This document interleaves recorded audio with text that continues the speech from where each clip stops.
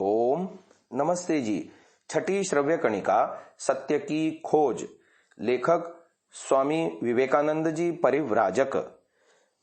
न्याय दर्शन के कर्ता गौतम ऋषिकृत न्याय सूत्रों का व्याख्यान सरल भाषा में स्वामी जी विवेकानंद जी ने किया है।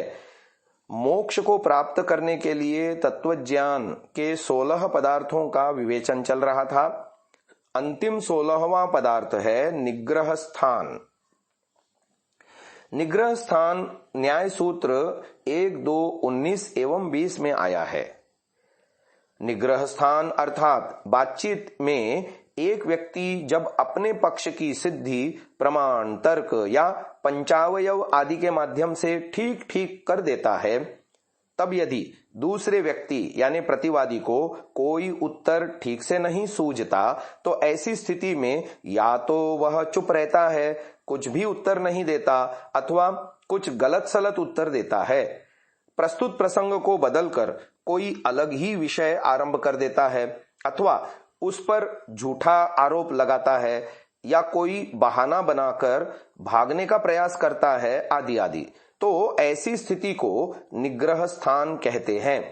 इसका अर्थ होता है कि उसका पक्ष झूठ सिद्ध हो गया, वह हार गया। निग्रह शब्द का शाब्दिक अर्थ है पकड़ा गया, अर्थात उसका झूठ पकड़ा गया। जब झूठ पकड़ा गया तो यह हारने की स्थिति है, इसलिए इसको निग्रह स्थान कहते हैं। यहां आकर बातचीत समाप्त हो जाती है। इसका उदाहरण है, वादी ने जब अपनी बात को ठीक ठीक सिद्ध कर दिया तो प्रतिवादी ने देखा मेरे पास बोलने के लिए कोई ठीक से उत्तर नहीं है। वह बहाना बनाकर भागने लगा। उसने कहा कि मुझे बाजार से बेसन लाना है, कढ़ी बनानी है, घर पर अतिथि आने वाले हैं, यदि मैं अभी नहीं जाऊंगा तो दुकान बंद हो जाएगी, इसलिए मैं अभी तो जा रहा हूं, कल आकर बाकी की बातचीत करूंगा। इसे विक्षेप नामक निग्रह स्थान कहते हैं। अन्य उदाहरण, एक व्यक्ति ने आरोप लगाया कि आप बहुत क्रोध करते हैं। दूसरे व्यक्ति ने इसका उत्तर दिया कि आप मुझसे 4 गुना अधिक क्रोध करते हैं। यह उत्तर गलत है, क्योंकि ऐसा उत्तर देकर उसने पहले व्यक्ति के आरोप को परोक्ष रूप से स्वीकार कर लिया, इसलिए यह उत्तर गलत है। गलत होने के कारण यह मतानुज्ञा नामक निग्रह स्थान कहलाता है, इत्यादि। वास्तव में सही उत्तर तब होता जब वह इस बात को सिद्ध करता कि मैं क्रोध नहीं करता हूं। अस्तु। प्रतिज्ञा हानि, प्रतिज्ञांतर, प्रतिज्ञा विरोध, मतानुज्ञा आदि कुल मिलाकर 22 प्रकार के निग्रह स्थान होते हैं। इनकी विस्तृत व्याख्या भी हम आगे करेंगे। महर्षि गौतम जी ने इस न्याय दर्शन में 16 पदार्थों का विस्तृत वर्णन किया है। यहां विस्तार से लिखना संभव नहीं है, फिर भी संक्षेप से सबकी जानकारी के लिए हमने थोड़ा थोड़ा परिचय दिया है और आगे कुछ विशेष बातें भी विस्तार से बताएंगे। विशेष रूप से बातचीत के नियम तथा बातचीत की 54 गलतियां। बातचीत के नियम 4 प्रकार की पद्धतियों में बताए गए हैं। इनके नाम है वाद, जल्प, वितंडा और शंका समाधान। वैदिक तर्कशास्त्र अर्थात न्याय दर्शन में महर्षि गौतम जी ने बताया है कि इस न्याय विद्या को न पढ़ने न समझने से व्यक्ति बातचीत में 54 प्रकार की गलतियां करता है। जैसे गणित विद्या पढ़े बिना व्यक्ति गणित के हिसाब में गलतियां करेगा, इसी प्रकार से न्याय विद्या को पढ़े बिना व्यक्ति चिंतन तथा बातचीत में भी बहुत सारी गलतियां करता है। जैसे गणित विद्या बिना किसी योग्य विद्वान अध्यापक से पढ़े समझ में नहीं आती, इसी प्रकार से न्याय विद्या भी बिना किसी योग्य विद्वान अध्यापक से पढ़े बिना समझ में नहीं आ सकती। इसीलिए फेसबुक पर, व्हाट्सएप पर या अन्य किसी भी स्थान पर आमने सामने बैठकर बातचीत करने वाले सभी लोगों से मेरा विनम्र निवेदन है कि महर्षि गौतम ऋषिकृत न्याय दर्शन को अच्छे ढंग से किसी योग्य विद्वान से पढ़ें, सीखें। इस न्याय विद्या को भी गणित आदि के समान बहुत अच्छे ढंग से सीख कर शुद्ध बातचीत करें तथा 54 प्रकार की गलतियों से बचें। अपना और दूसरों का मूल्यवान समय एवं शक्ति नष्ट न करें। गलतियों से बचकर शुद्ध भाषा और सत्य सिद्धांत प्रस्तुत करें। सत्य की रक्षा करके पुण्य कमाएं, असत्य का प्रचार करके पाप के भागी न बने, अपना और सबका कल्याण करें।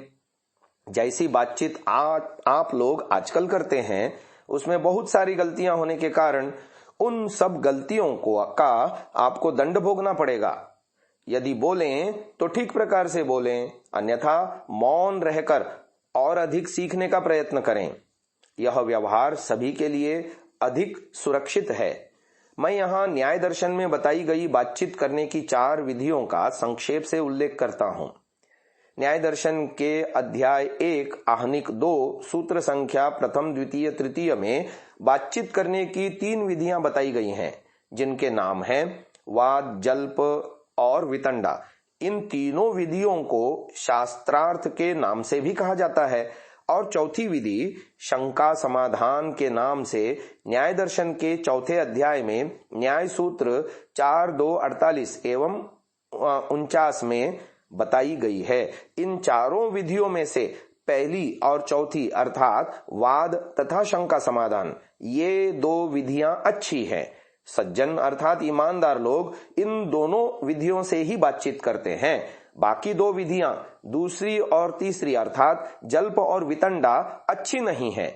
सज्जन लोगों को इनका प्रयोग नहीं करना चाहिए। महर्षि गौतम जी ने सज्जन लोगों को जल्प और वितंडा विधि से बातचीत करने को न्याय सूत्र 4.2.50 में मना अर्थात निषेध भी किया है। इस विधि से दुष्ट लोग बातचीत करते हैं। जैसे लोहा लोहे को काटता है, इसी प्रकार से कुछ सज्जन लोग भी दुष्ट लोगों को रोकने के लिए, झूठ के विनाश के लिए, सत्य की रक्षा करने के लिए कभी कभी इन विधियों का आंशिक रूप में प्रयोग कर लेते हैं, परंतु वह भी दोषपूर्ण ही माना जाता है, क्योंकि इन दोनों विधियों में थोड़ा छल कपट चालाकी आदि का प्रयोग करना पड़ता है। ऊंचे तत्वज्ञानी एवं विशेष योगाभ्यासी लोग इन विधियों का प्रयोग नहीं करते।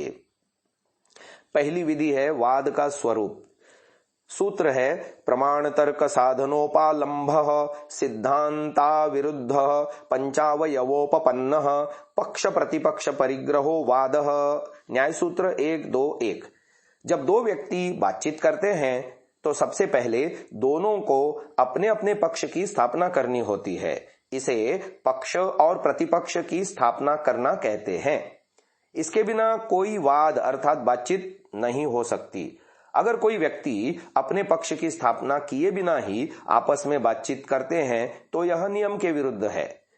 उसका कोई परिणाम ठीक से नहीं निकलेगा, व्यर्थ समय नष्ट होगा और हो सकता है कि उनमें झगड़ा भी हो जाए।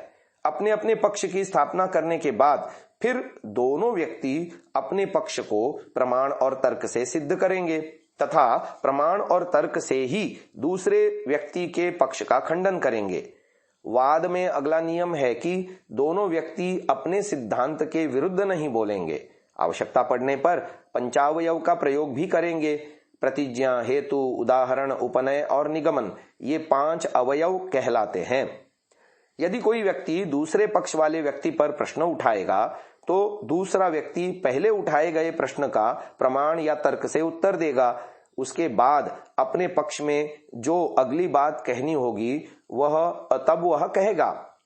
जब तक वह पूछे गए प्रश्न का उत्तर नहीं देता तब तक वह अपने पक्ष में कुछ नहीं बोल सकता।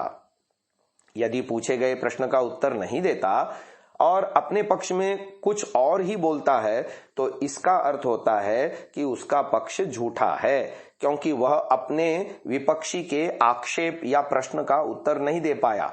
यदि उसका पक्ष सत्य होता तो पहले वह पूछे गए प्रश्न का उत्तर देता, उसके बाद वह अपने पक्ष में कुछ अगली बात कहता, परंतु वह उत्तर नहीं दे पाया अथवा प्रसंग को छोड़कर कोई और ही बात कहने लगा। इसका अर्थ है उसके पास सही उत्तर नहीं है। इस कारण से उसका पक्ष असिद्ध हो गया, ऐसा माना जाएगा और वाद वहीं समाप्त हो जाएगा। इस स्थिति यानी ठीक उत्तर न देना या चुप रहना आदि को न्याय दर्शन की भाषा में निग्रह स्थान कहते हैं। उन 54 प्रकार की गलतियों में से 22 गलतियां तो इस प्रकार के निग्रह स्थान ही हैं। इस वाद का मुख्य उद्देश्य है सत्य असत्य का निर्णय करना। इसीलिए इसमें झूठ, छल, कपट, धोखा, चालाकी आदि का प्रयोग जानबूझकर तो बिल्कुल नहीं किया जाता। यदि कोई व्यक्ति भूल से ऐसी गलतियां करे तो दूसरा व्यक्ति उसे सावधान कर देगा। तब पहला व्यक्ति उस गलती को छोड़कर अपनी ओर से जो कुछ अगली बात कहनी होगी उसे कहेगा। यह शुद्ध बातचीत है। सज्जन लोग इस ढंग से बातचीत करते हैं, इसे वाद कहते हैं। न्याय दर्शन में विशेष योगाभ्यासियों के लिए दो प्रकार की ही बातचीत करने का विधान है, वाद और शंका समाधान। जल्प और वितंडा करना उनके लिए न्याय दर्शन में मना अर्थात निषिद्ध है। आगे की श्रव्य कणिका में हम दूसरी विधि जल्प का स्वरूप जानेंगे। आज इसे यहीं विराम देते हैं। ओम।